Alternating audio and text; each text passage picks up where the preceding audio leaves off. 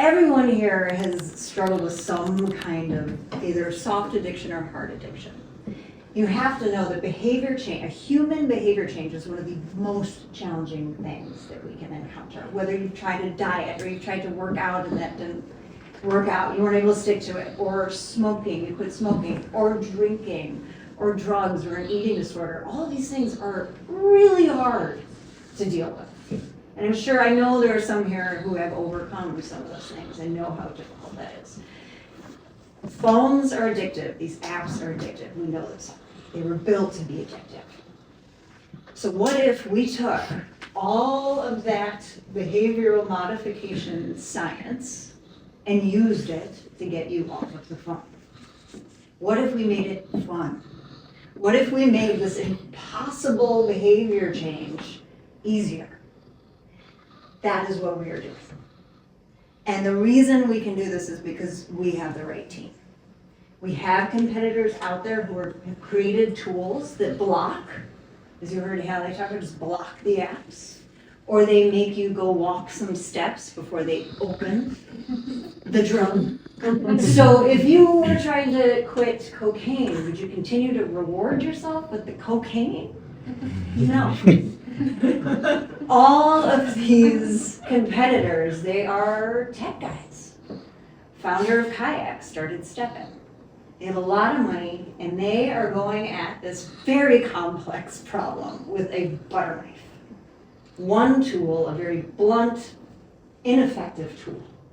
We are going at this with a suite of behavior modification techniques, which is the Swiss Army knife, or the multi-tool that is necessary to deal with a complex addiction, essentially. And now you take that and you give it to a child's brain. We're lining up lines of cocaine for children. And now they are, as their brain is developing, they're doing it in relationship with this really powerful addictive device. So we have a whole generation of brains that did not develop like ours. So we may have different relationships with technology. You may have felt the endless scroll and how difficult that is. You may have not. If you're one of those who have not felt that, just trust, I'm sure you've seen it in your children, it's a very different situation and much more difficult. So we are doing everything we can. And we've got, if you didn't hear this, we've got through Tate's other brother, we got one of Tate's brothers here, but another brother was friends with our now CTO, who was the former principal software architect at PayPal and eBay. And he has the wisdom, this is not just a grad out of Stanford that everyone thinks is so exciting. This guy is our age, he has kids, he's done some shit, he's seen some shit, and he can take a little bit of money, like the $25,000 we won at a pitch competition at TechRise Chicago this fall, and has built an MVP, so a prototype, which we just got on our phones yesterday, and Tate's gonna show you that in a second. So first, you can read our bios, you can find Tate's bio, you can see my bio. I think it's more important tonight that you learn a little bit more about us. And I wanna brag about Tate a little bit here, something that you'll never hear in her bio. So Tate can figure out anything and everything and do it better than a professional who studied to do it. For example, we had to pivot and go from leading retreats, international retreats, to building out a film studio. With the help of Tate's brother, they built out a professional film studio with live streaming. Tate will take any new software she's never seen before and figure it out and seriously execute on it better than if we had hired some guy to come in and do live streaming. She takes on everything. She has become a professional video editor. She edits videos better than anyone we've ever hired. So she figures out everything. Tate is the hardest worker I've ever met. She will sit in her chair and not shower for 3 days. Literally, to get the job done. And thirdly, and there are many more, but these are the ones I want to highlight tonight, she has the highest standards of beauty, efficacy, functionality. We joke that I am the gas pedal and she is the brake. I'm like, it's good enough, let's go. And she's like, whoa, whoa, whoa, whoa, whoa, it's not gonna click, let me fix this. Okay. But she will never let anything get out the door unless it is top of the line, incredibly impressive. And the team, the two of us, I know we're able to take on this enormous task because we have been through so much together. And we're so resilient. We have popped back up. We have pivoted, come back. We went from helping women through the jungle, literally. Women who were scared of the bugs around them, over waterfalls, over rocks. What else? Pivoting to building a film studio, pivoting to building a mental health platform for the high school, and now pivoting to this. In order to build a company like this, you need to be resilient. That's one of the top things every investor wants to see, and Tate and I are that together. So, Tate, will you come on out here? Sure. I met some of you at Jenny's wedding. My background is as a sociologist and statistician. I used to be a professor at University of Michigan. My specialty is in how to get people to do things that are in their long-term best interest, which is not an easy task. Jenny and I obviously are not trying to solve an easy problem, but I like to say to Jenny, other people can solve easy problems. We're here to solve the big problem. And there is no one better than Jenny to be at the helm of a team solving a big problem. Together we have the experience, the expertise, the mindset, the fortitude to solve this big problem. Jenny is the strongest person I know. If anyone has ever worked out with her, Josh. I hate it. Yeah, it's terrible. It's terrible. She's a beast. But her real strength is in her vision, her fortitude, her discernment, her ability to know when to push forward and when to pivot. She sees things that other people miss, and she makes decisions with clarity and calm. I'm lucky to have found her on this journey of changing humans' relationship with technology. When Jenny had that lunch with Dave, we had been interviewing CEOs, and we got pretty close to one, and I did not want to move forward. And I said to Jenny, let me put it this way. If you asked me to mortgage my house for a startup led by that person, I would say absolutely not. If you asked me to mortgage my house for a startup led by you, I would say yes, without hesitation, because I bet on us. And you know what? I bet on all of us. This group of people who have shown up here on a Thursday evening to start this quiet revolution that's going to get louder and louder and louder with the help of Look, that says we are no longer going to trade our focus for distraction, our humanity for a quick hit of dopamine. Our attention is our greatest power. And we're going to say, no, we are not going to so recklessly give that up for these devices that live in our pockets.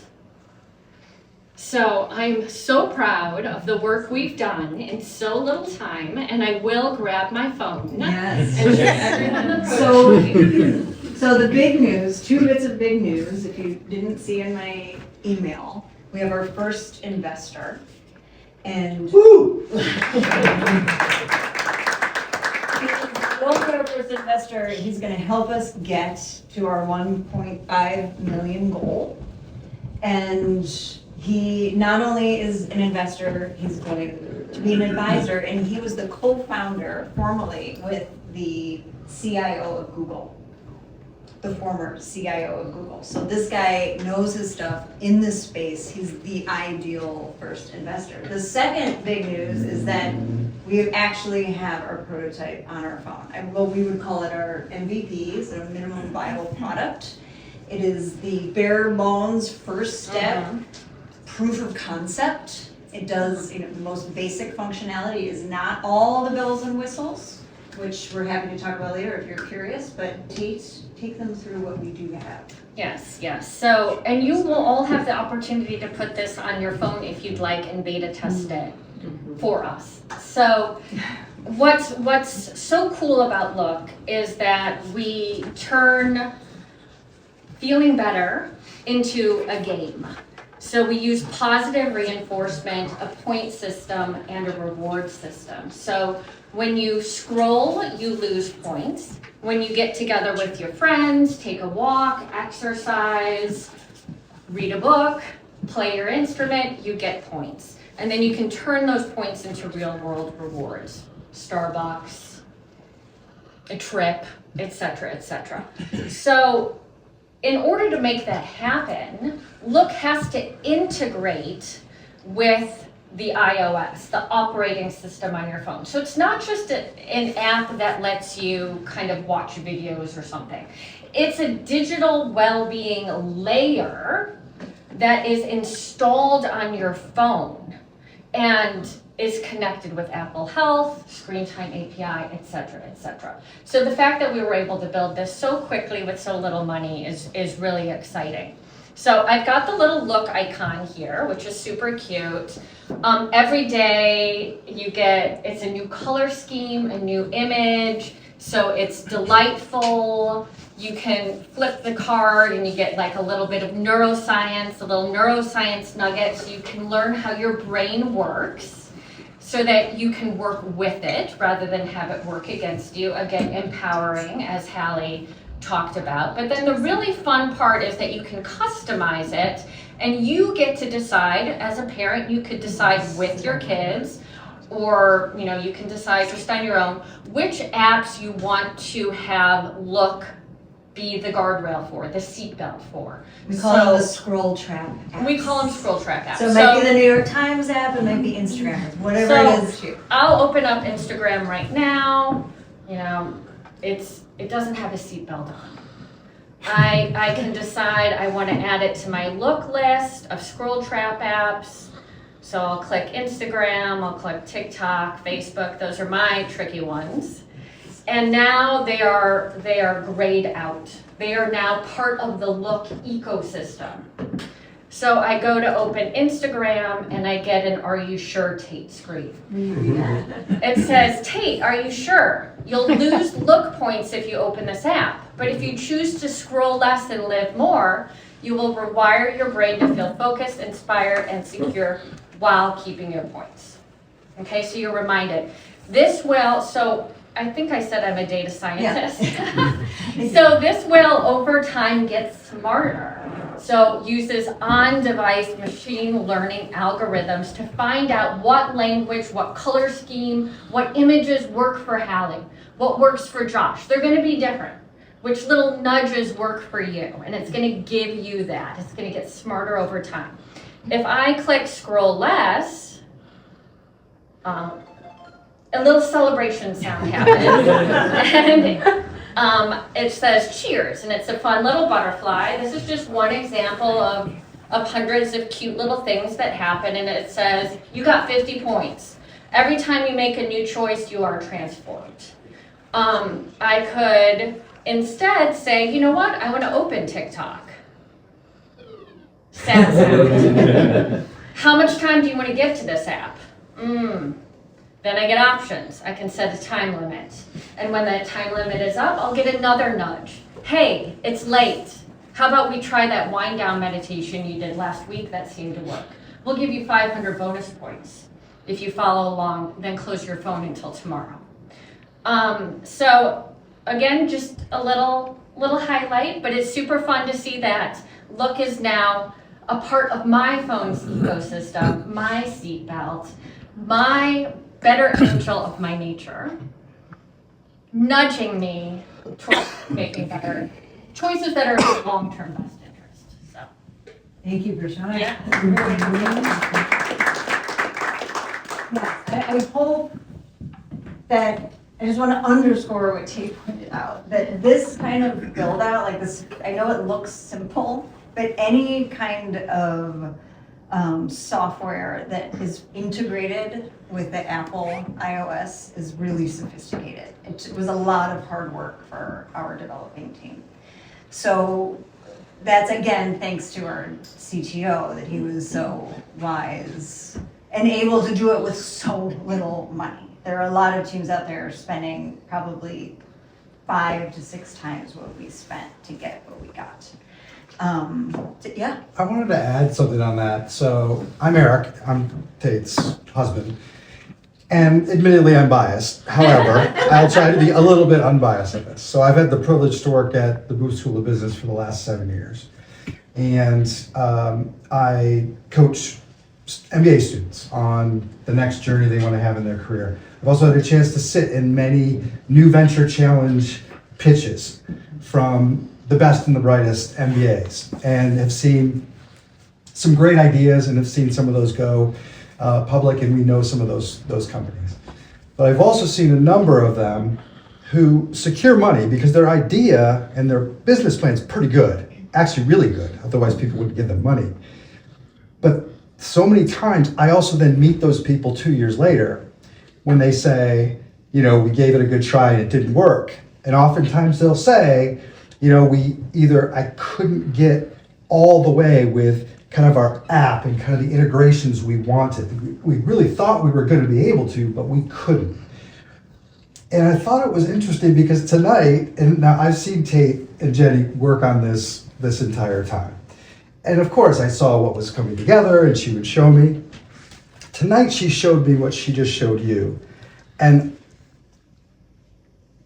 I couldn't put into words how stunned I was, because I've sat in meetings with many important investors with our MBA students who are very talented, who aren't able to actually show something like that. They can tell you about what they'd like it to be, and they can tell you what they will do if they get the money. But the fact is that she could show me, start to finish, what that experience would look like. I have told her a number of times, you could be in front of any one of those MBAs right now at a top business school and their jaw would drop.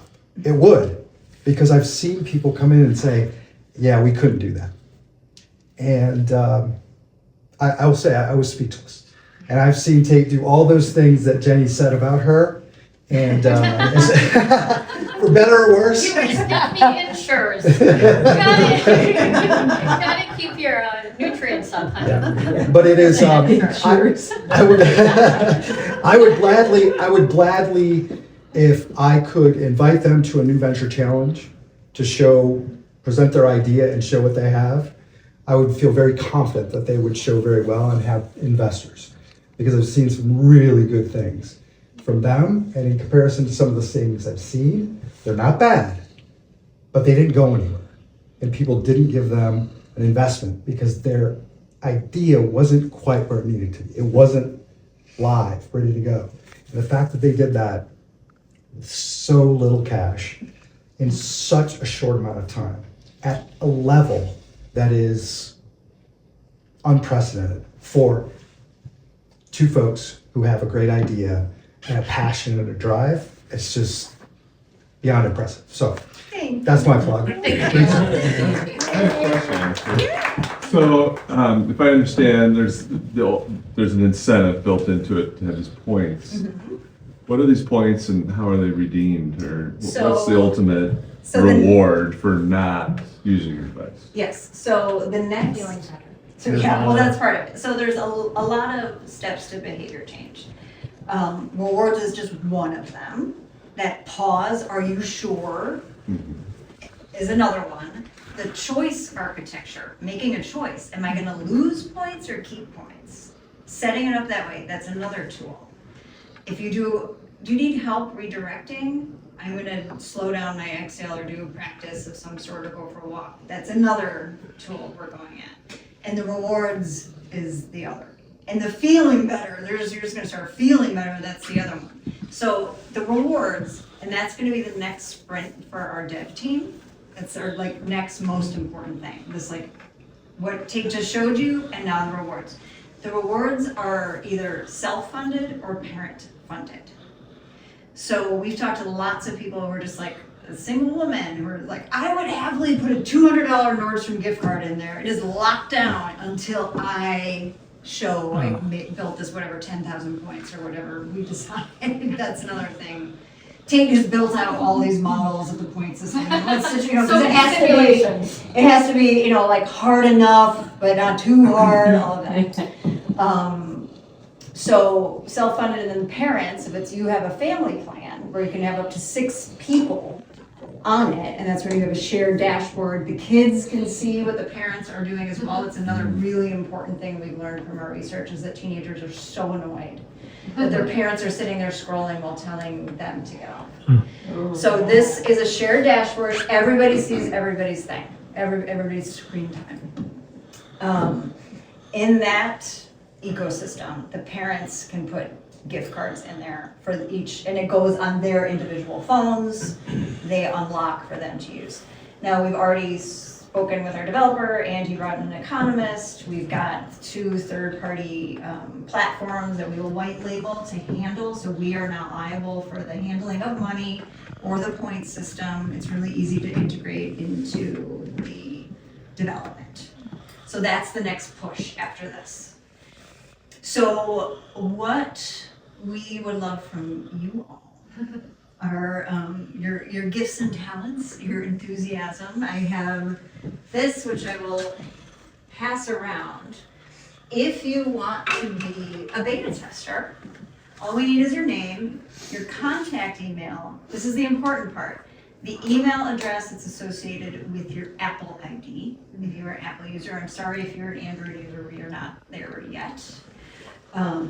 So email is associated with your Apple ID, and then the way that you would like to help. So it could be, you just want to be a beta tester. It could be, you want to host a teen tech talk night at your house, which would be you gather a bunch of parents, and then Tate and I come and talk, and it's a discussion, and it's a learning opportunity. It could be an introduction to the principal of your school. It could be a parent group that you're associated with, your parish, your synagogue, any place where we can come and speak, talk about it. We're not going to sell anything, we're educating and then sharing what we're building, but just really spreading the word that, hey, there's a solution, there's a way for us to deal with this. At the beginning of launching a company, customer acquisition and the go-to-market strategy are the 2 most important things. And we have to do everything we can on the ground, this kind of grassroots marketing as we can. So again, talks, introductions, what? Columbia. Oh, yes. Yes. So I'll just start passing this around.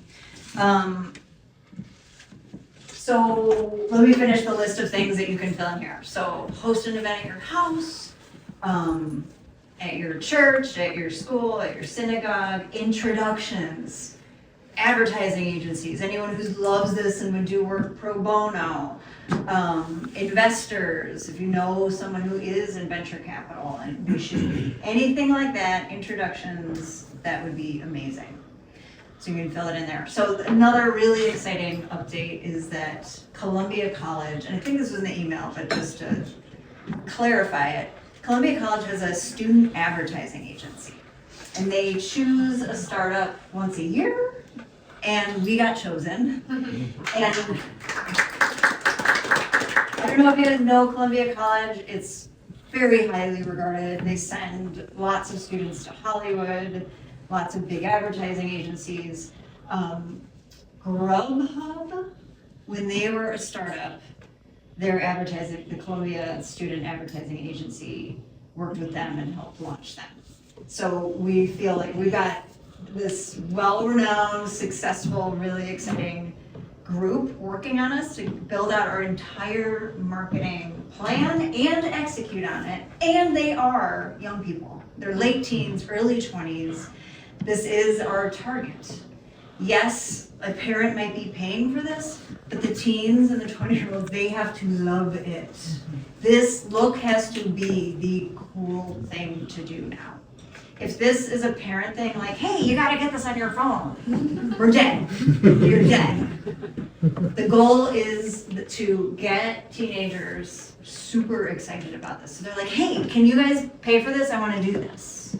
Yes, But parents can like sneakily, like this works on parents. too. yes, yes. So you might have it as an individual on your own, or if you have a family plan, you are using it. This is not just, I paid for it, now kids, you use that.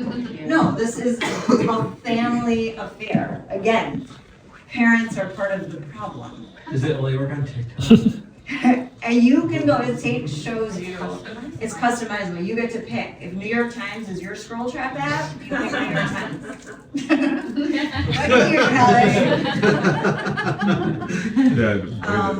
And that's something that in our early talks, Dave, that was something that was very important to Dave. So, yeah, we got it done. It's kind of amazing, but, yeah. So any other questions? I don't want to keep you here all night. We don't have to make it go longer than we have to. But, you know, any hard questions, even if you're like, I don't buy it, or how is that gonna work? I can take it, yeah. Can you brag about your team a little bit more? Seriously, I mean, like, tell me more who's involved besides the two of you. Okay, so Ryan Quick, who is our CTO, he was the one who was the principal software architect at PayPal and eBay back in the day. He's continued to work since then, but those are the big companies that you would know. He manages a team in India. So we've got 4 developers in India that he's managing. So he's the brains behind it, that's like seeing all the ways and making sure they don't go off down weird paths, and they're actually executing it. And that is it. That is the team. That's awesome. Yeah. What's your go-to-market strategy? We're gonna start local first. The Columbia College helping us. They are going to be writing press releases, making posters, making stickers, making introductions to local news outlets, getting interviews for us. Then we have the next, so we're testing channels. You know, some Instagram, TikTok, we have to find them where they are. They're on TikTok and Instagram. So yes, we're gonna have to have some ads on Instagram, I was TikTok. just gonna ask you, like, there's not hypocrisy, but like, there's some, right? You We have to integrate be, it, they're yeah. like, we see you here, we're here to help. Yeah, exactly. We're in it, and again, this is not a tool that's taking them off of Instagram forever. Teenagers and us, like we all need to learn how to live with it. How can we have a healthy relationship? So this is, I'll liken it to an eating disorder. We're gonna have to eat forever. We can't take the food out of the house like we can take alcohol out of the house. Unfortunately, now our airline tickets are on this. Our theater tickets are on this. We have to live with this phone. So we have to find a way to live with it in a healthy, controlled way. We have to take back control of the spotlight of our attention, control of our behavior. So that's why, so our tested curriculum, we've been doing the last 4 years at ETHS, that's all been R&D. So we've been testing this, you know, mental health, preventative mental health curriculum, and even though it wasn't our intention, we had testimonials of kids saying, I use my phone less now because I have these other more compelling tools to use when I feel lonely, tired, bored. So that whole curriculum is in this app as well. That's another one of the tools we're using for behavior change. Did I end? I mean, there's a million other things too, but that's kind of, is there any other part of our go-to-market strategy that's huge that I'm missing? I would just say the enterprise. Okay. Yeah, the next step I mean, that's is, not go-to-market, but. right, is connecting, well, in the early stages, national parent groups. The service centers, like Dallas is a big one, LA has a big one. For schools. For schools. University. Yeah, then universities and companies, so part of wellness packages, into the HR department. And we have, I mean, we did a lot of work with, in our, before this, in our previous life at Pepsi, Dell, Microsoft, Warner Brothers. So we have some warm leads at some big companies. Yeah. So I don't know how to phrase this question, but it makes sense as parents that we all, like, I'm totally on board, I would love to impose this on my kids. You were saying, you want the teenagers to say, I want this on my phone. What's that angle? How can we get the kids to buy in? So it may not be every teenager at this point, but we see the research that there is a huge population now saying, I don't like the way I feel and I want help using my phone less. 30% of 15 to 24-year-olds have already taken steps to use the phone less. And then we've got 80% of 15 to 24-year-olds more anxious than ever, depressed. So if you see a kid who's like, oh no, that Do it again. We know that. We know. it doesn't mean that they don't want help. So there's so many teens that are stuck. Again, think this is a drug. You know, you don't take away cocaine from somebody who's in the middle of snorting it up their nose. They're gonna smack you.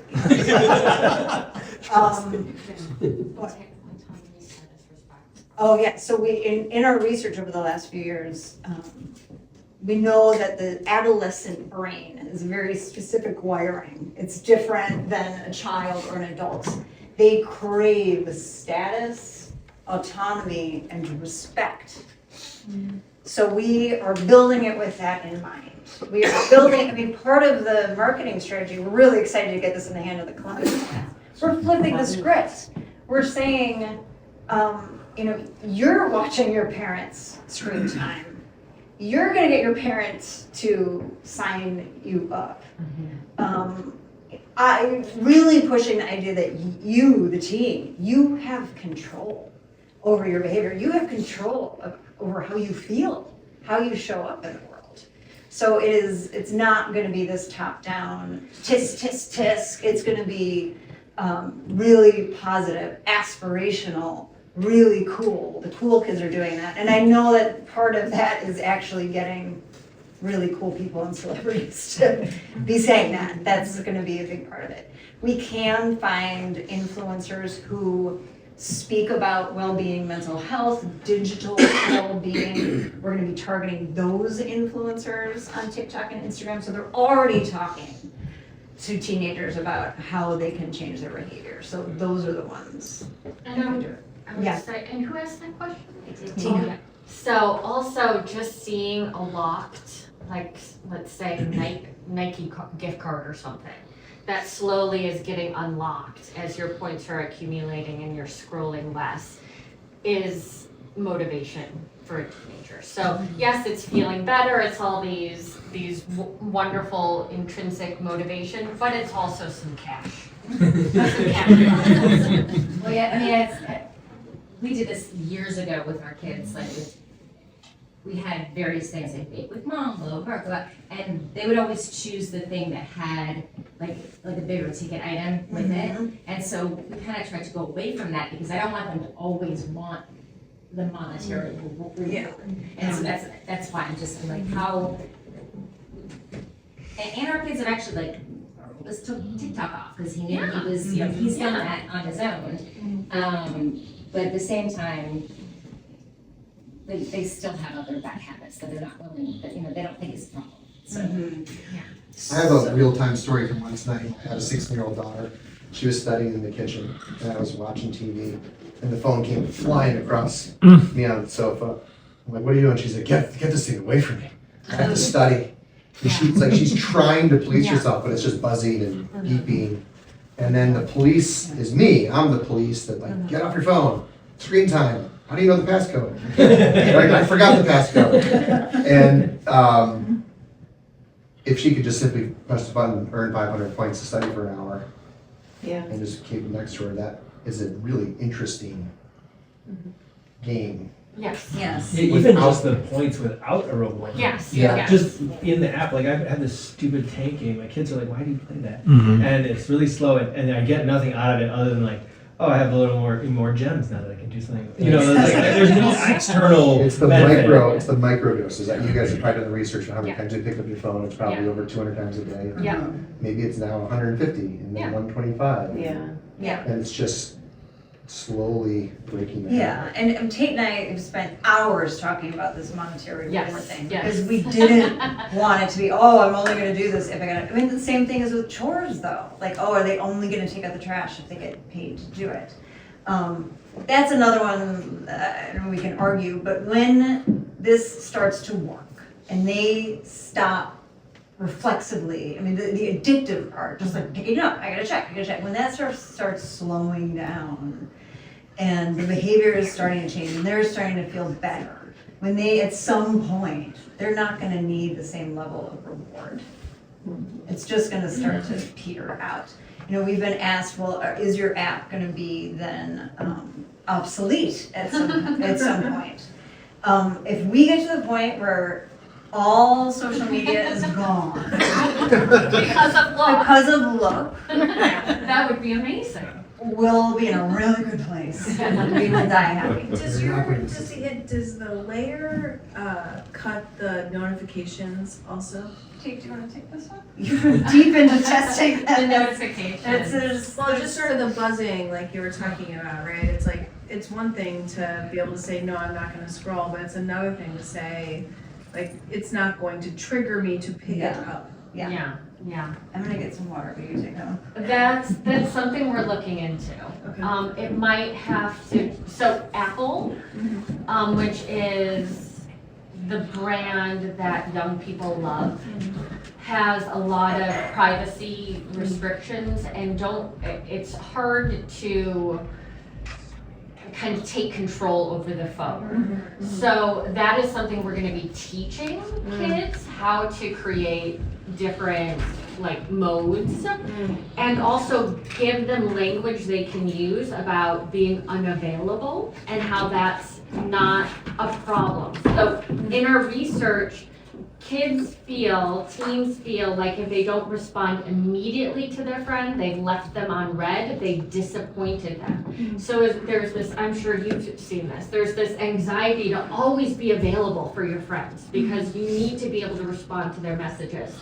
So a lot of this is education and giving them alternative ways to be together.